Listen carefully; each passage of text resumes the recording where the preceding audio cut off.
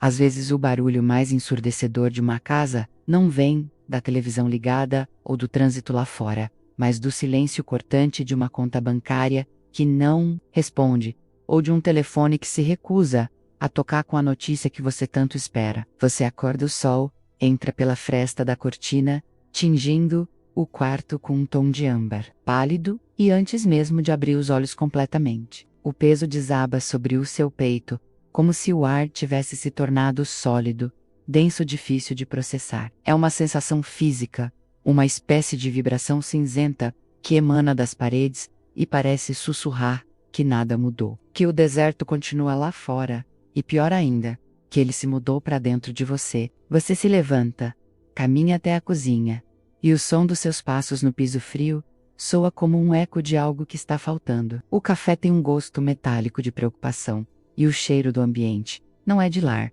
mas de espera, de uma expectativa ansiosa que corrói as beiradas da sua sanidade. É nesse exato momento, enquanto você olha para o vazio da sala e enumera mentalmente cada falta, cada dívida, cada ausência de afeto ou de oportunidade, que você está cometendo o erro mais elegante e destrutivo da sua existência.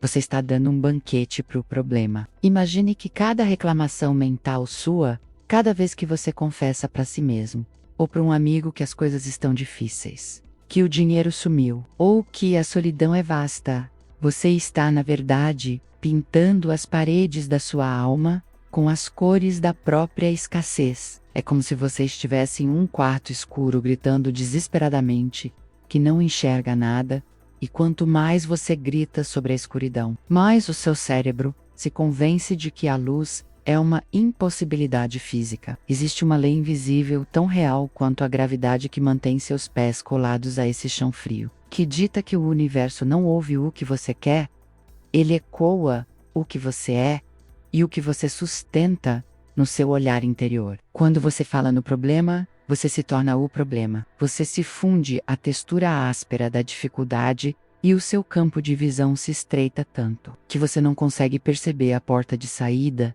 que está escancarada bem à sua frente. A maioria das pessoas passa a vida inteira tentando consertar o lado de fora, com as mãos sujas de medo, sem perceber que o lado de fora é apenas o rastro, a sobra, o resto de uma conversa que aconteceu no silêncio do seu espírito, muito tempo antes. Você olha para suas mãos e elas parecem vazias, mas a verdade é que elas estão ocupadas demais, segurando as cinzas de ontem para que possam receber o ouro de hoje. Esse peso que você sente no estômago agora, essa pressão nas têmporas que surge quando você pensa no futuro, não é um aviso de perigo, é o resultado de uma atmosfera que você mesmo cultivou, regando as ervas daninhas com a sua atenção mais preciosa. O que aconteceria se, no meio desse cenário de desolação aparente, você simplesmente parasse de narrar a própria tragédia e começasse a ouvir algo que ainda não está lá, mas que já reclama o direito de existir? Antes de seguirmos por esse corredor escuro,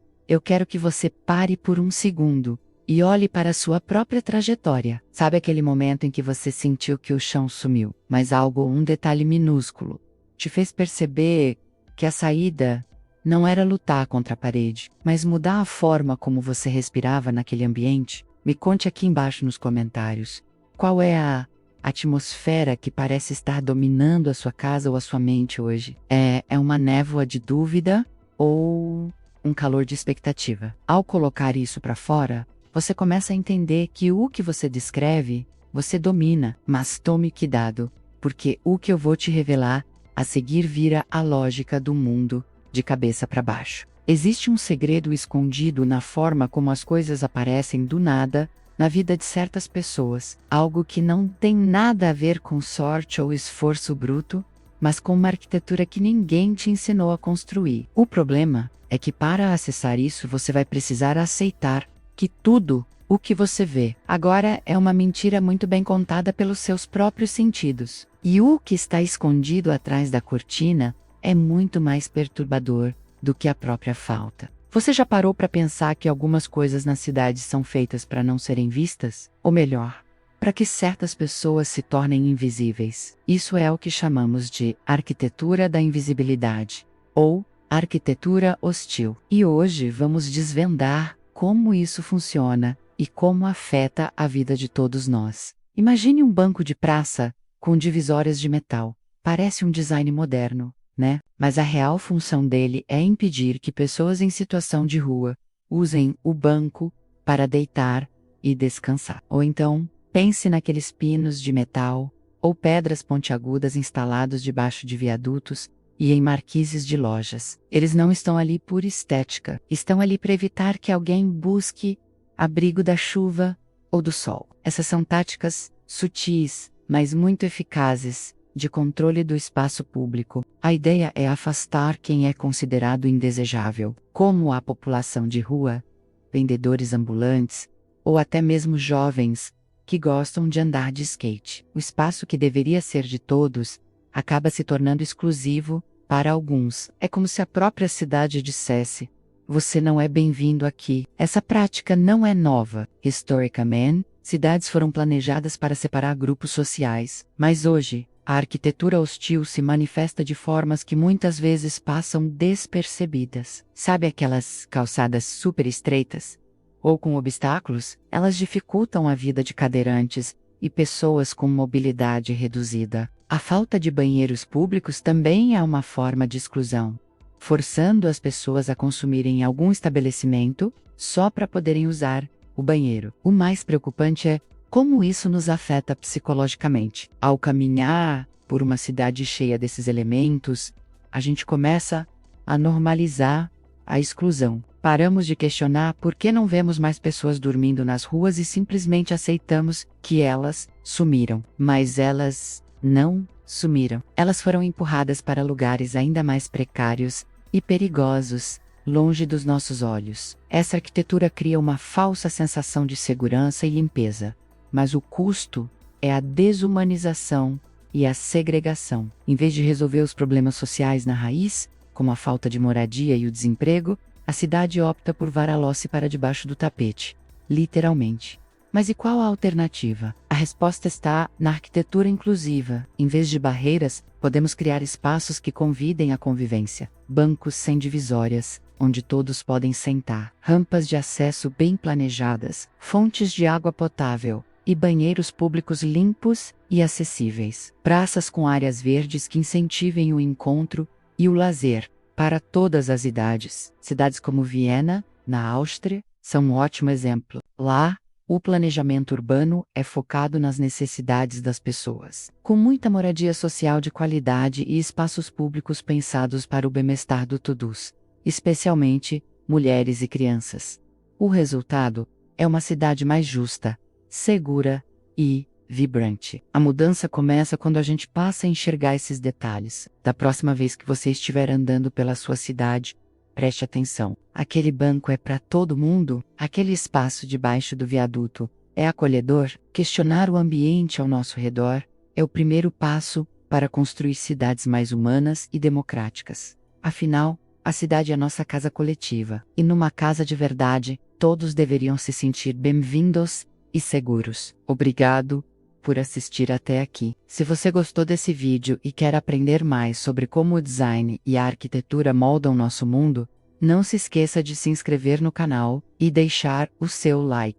Aproxima. O chão que você pisa parece sólido, mas eu te convido a imaginar que ele é feito de vidro, e logo abaixo existe um oceano de possibilidades, esperando por uma única ordem sua para emergir. Chegamos ao momento em que as velhas leis da lógica, aquelas que seus pais te ensinaram e que o sistema bancário reforça todos os dias, começam a rachar sob o peso de uma verdade muito mais antiga. Você sempre acreditou que precisava ver para crer, que o esforço bruto era o único pai da recompensa, e que, se o problema é grande, a luta precisa ser exaustiva. Mas o colapso das velhas leis acontece quando você descobre que o esforço é muitas vezes apenas o medo fantasiado de trabalho. Existe uma tensão elétrica no ar agora, a mesma tensão que precede uma grande tempestade de verão, onde o céu fica de um roxo profundo e os pássaros silenciam porque sabem que algo está prestes a mudar. Para falar na atmosfera e não no problema, você precisa ter a coragem de ser considerado um louco pelos que estão ao seu redor. É o ato radical de preparar o terreno para a colheita, enquanto o sol ainda castiga a terra seca, e não há uma única nuvem no horizonte. Se você espera a chuva chegar para comprar as sementes, você já perdeu o tempo da criação. A filosofia prática nos ensina que a sua palavra é a varinha mágica que molda o éter. Quando você para de descrever a escassez, você retira o oxigênio dela. Imagine que cada palavra que sai da sua boca e cada pensamento que você nutre são tijolos de uma construção invisível. Se você diz, eu não tenho, você está decretando a imobilidade da sua vida. Mas, quando você decide colapsar as velhas leis, você começa a agir como se o invisível fosse a única autoridade real. É como o capitão de um navio, que em meio ao nevoeiro mais denso,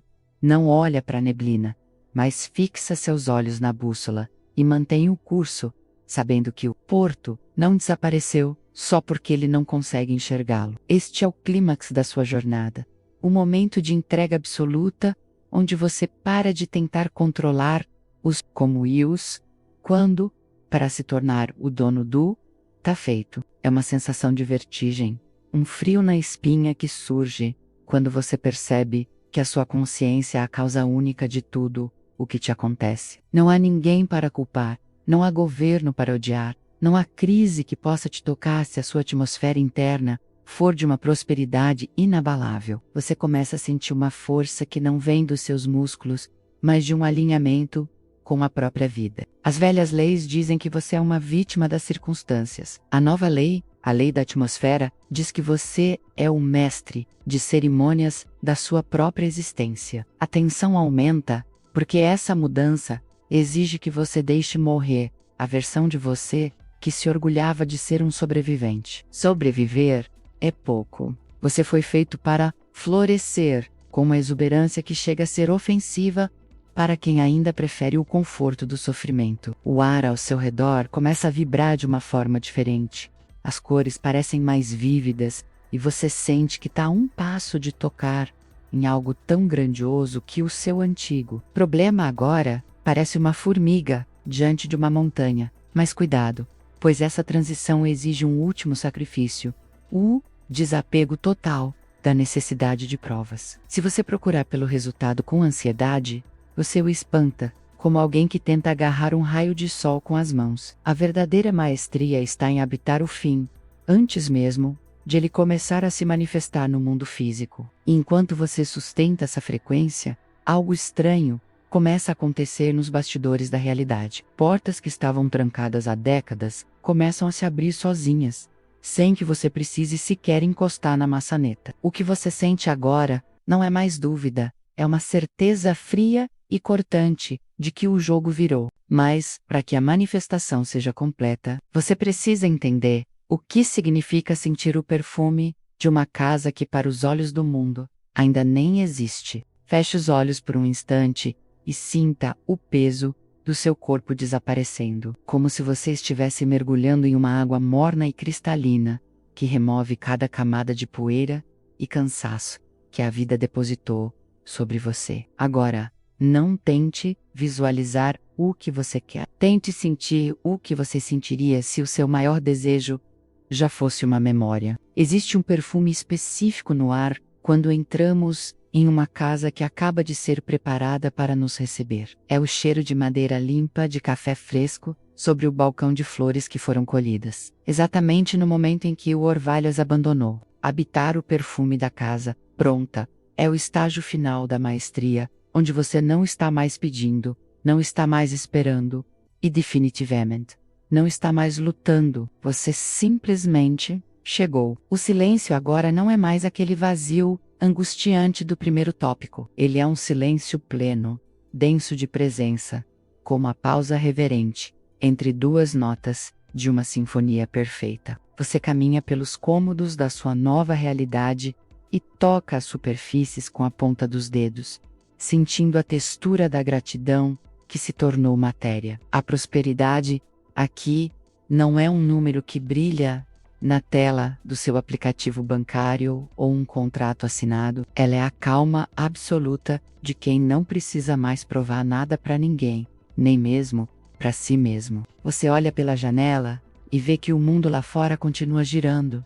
Pessoas correndo, problemas gritando, mas nada disso consegue atravessar a película de paz que envolve a sua nova atmosfera. Você se tornou um santuário ambulante. O que as pessoas chamam de milagre, para você, tornou-se apenas o ritmo natural da respiração. A sensação é de um alívio tão profundo que as lágrimas que surgem nos seus olhos não são de tristeza, mas de reconhecimento, como se você estivesse finalmente voltando para casa depois de uma guerra que durou 1000 anos. Você percebe que o problema que tanto te assombrava era apenas uma sombra projetada por um medo que agora se dissolveu na luz da sua nova consciência. Tudo está em ordem. Tudo sempre esteve, mas agora você tem os olhos para ver. O ritmo do seu coração desacelera, em perfeita sincronia com a batida da própria vida, e você sente um calor suave se espalhando pelo peito, uma certeza de que você nunca mais será o mesmo. A escassez morreu,